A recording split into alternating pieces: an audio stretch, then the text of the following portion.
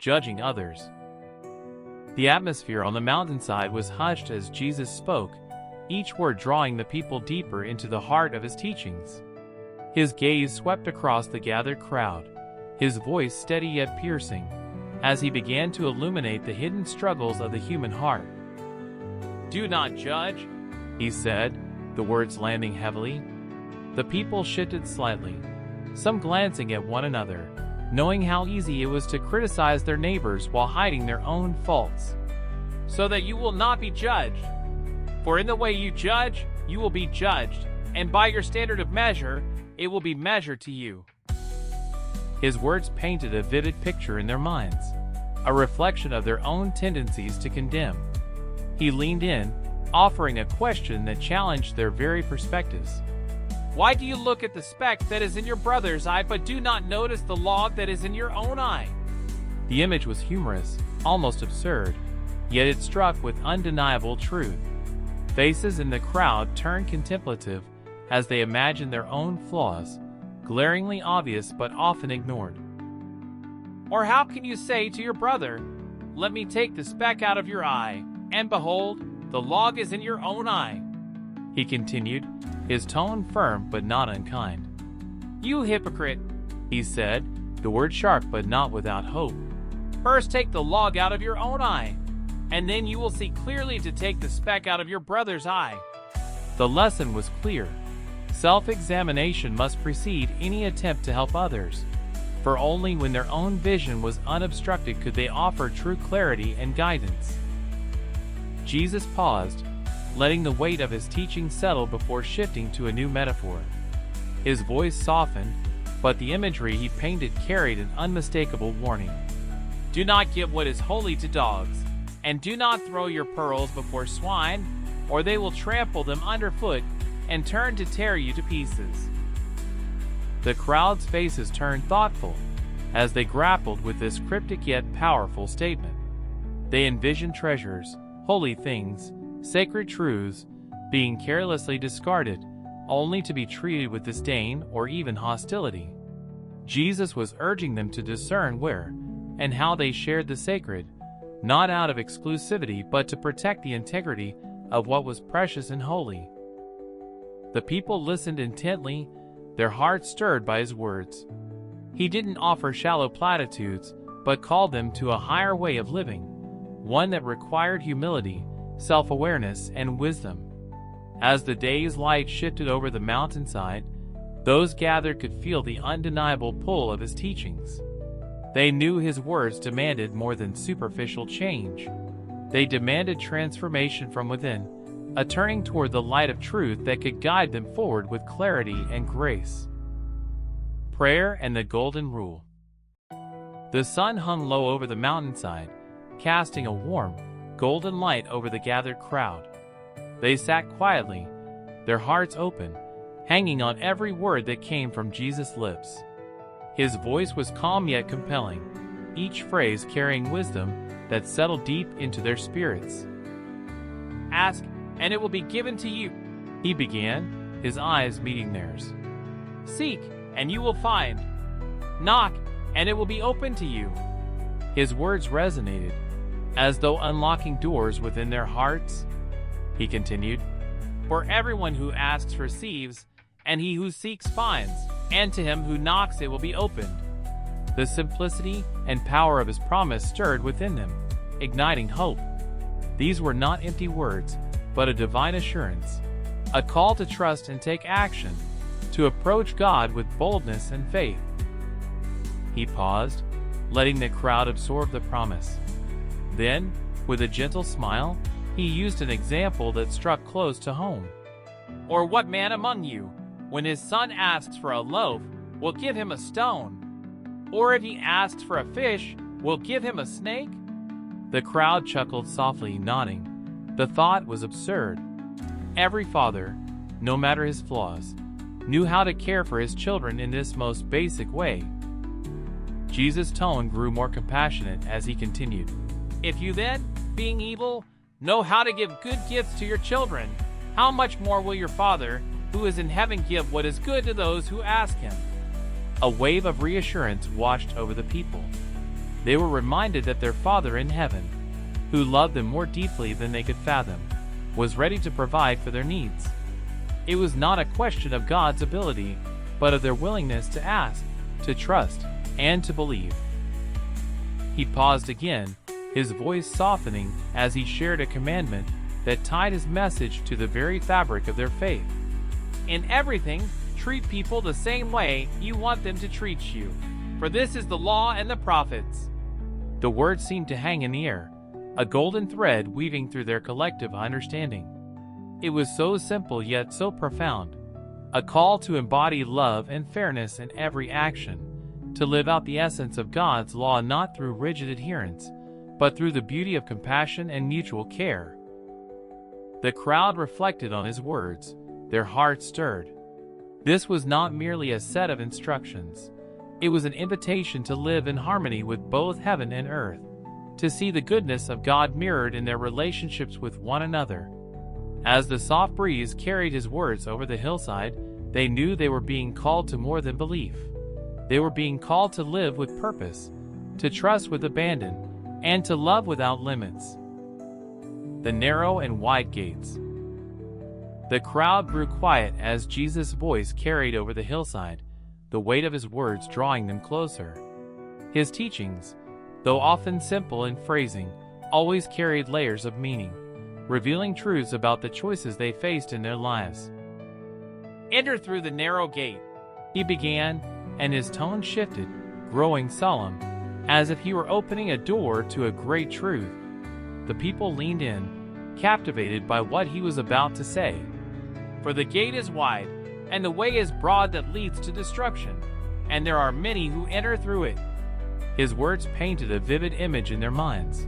A wide road, bustling with travelers, filled with ease and comfort, yet veering toward an unseen precipice. The crowd exchanged glances. They could see it in their imaginations, how easy it would be to take that path, to follow the crowd without questioning where it led. Jesus' voice softened but carried even greater weight as he continued. "For the gate is small, and the way is narrow that leads to life, and there are few who find it." His words drew a stark contrast, the image of a narrow, almost hidden gate appearing in their minds. It was a path that required intention, effort, and courage to tread. Few would choose it, yet it was the one that led to life. The crowd felt the tension in the imagery. The wide road promised convenience and ease, while the narrow path beckoned with its quiet, steadfast promise of something greater. In Jesus' eyes, they saw the depth of his love and the urgency of his call. He was not simply giving them advice.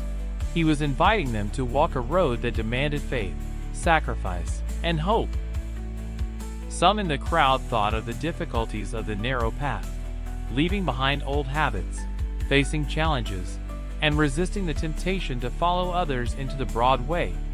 Yet in their hearts, they also felt the pull of the narrow gate, the knowledge that a life devoted to God offered something far richer than what the broad road could ever provide. Jesus' words lingered in the air, heavy with significance. He wasn't promising an easy journey, but a meaningful one. As the wind whispered through the hills, those gathered began to see that the narrow path was not about deprivation, but about purpose. It was a call to choose a life filled with love, righteousness, and communion with God, a life that, though less traveled, led to an eternal and abundant destination. The crowd left that day, his words echoing in their hearts, challenging them to examine their own paths. In their minds, the image of the two gates remained vivid, a reminder of the choice that stood before them and the hope that awaited those who found and entered the narrow gate. A tree and its fruit. The sun hung lower in the sky, casting warm golden light over the mountainside as Jesus' voice carried through the quiet crowd. The people sat, their faces eager yet contemplative, listening intently as he began to speak of discernment, a lesson that would resonate not only for them, but for generations to come. "Beware of the false prophets," he said, his voice steady, yet filled with urgency. They come to you in sheep's clothing, but inwardly they are ravenous wolves." The imagery was vivid and unsettling. The people could picture it clearly: wolves disguised as harmless sheep, creeping into the fold with smiles that masked their predatory intent. Jesus' warning stirred a sense of vigilance in their hearts. This was not a message meant to instill fear, but to open their eyes to the importance of spiritual discernment. "You will know them by their fruits," he continued. His words painted a picture of a garden, lush with trees. "Grapes are not gathered from thorn bushes, nor figs from thistles, are they?" he asked, and the crowd shook their heads, a quiet murmur rippling through them. They knew his words to be true. A tree's fruit revealed its nature. There was no mistaking a good tree from a bad one. "So every good tree bears good fruit, but the bad tree bears bad fruit," Jesus explained. "A good tree cannot produce bad fruit, nor can a bad tree produce good fruit." The metaphor was simple yet profound, and his voice carried the weight of its truth. A life rooted in righteousness and the will of God would naturally produce goodness, while one driven by deceit would reveal its true nature in time. He went on, his tone turning serious. "Every tree that does not bear good fruit is cut down and thrown into the fire. So then, you will know them by their fruits." The people sat still. The vivid image of an orchard filled their minds, the pruning of what was unhealthy and the flourishing of what was life-giving. It was a call to action, to pay attention not to words or appearances, but to the evidence of one's deeds and character. Jesus' tone softened, but his message grew even more direct. "Not everyone who says to me, 'Lord, Lord,' will enter the kingdom of heaven," he said, and a wave of quiet murmurs passed through the crowd. "But he who does the will of my Father who is in heaven will enter." His words cut through the external acts of religiosity, pointing instead to the deeper truth of obedience and relationship with God. He continued, his voice carrying a weight that left the people stunned. "Many will say to me on that day, 'Lord, Lord, did we not prophesy in your name, and in your name cast out demons, and in your name perform many miracles?'" His words painted a scene of people pleading, recounting all the visible acts they had performed in his name, acts that, though spectacular, were hollow without true faith and alignment with God's will. "And then," Jesus said, his tone somber, "I will declare to them, 'I never knew you. Depart from me, you who practice lawlessness.'" The finality of his statement lingered in the air, heavy and sobering. It wasn't outward actions or impressive displays that mattered. It was the heart, the authenticity of one's connection to God. The people sat in reflective silence, the images of good trees and bad fruit, sheep and wolves, echoing in their minds.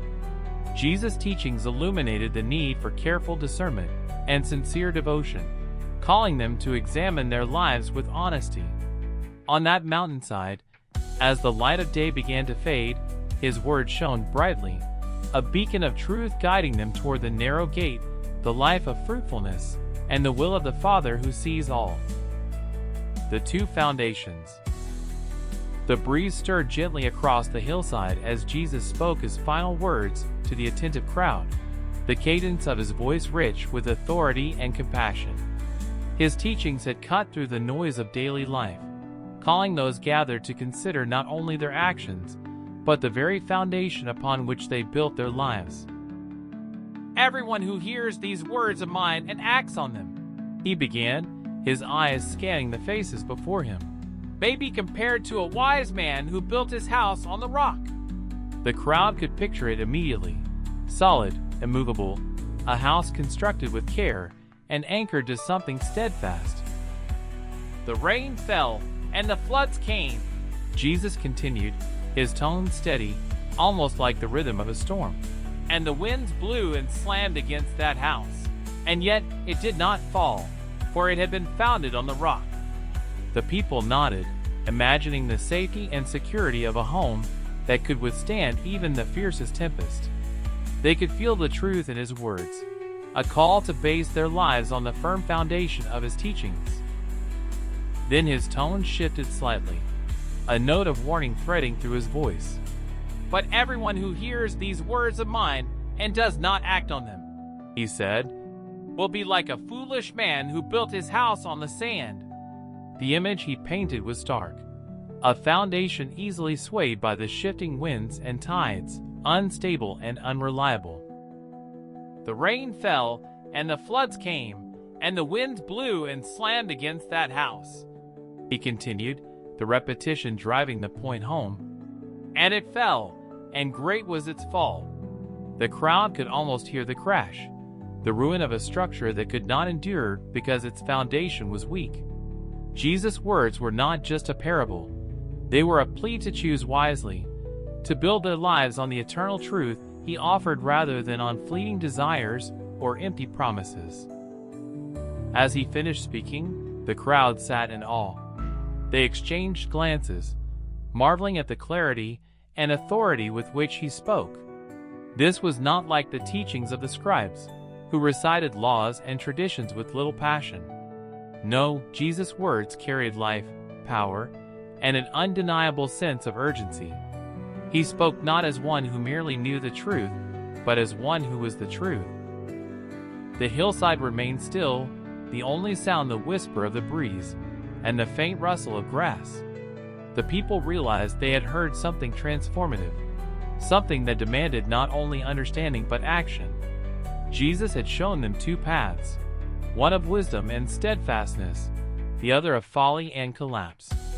The choice was theirs to make. And as the sun began its descent, painting the sky with hues of gold and crimson, his words lingered in their hearts, like the very foundation he had described, unshakable and eternal.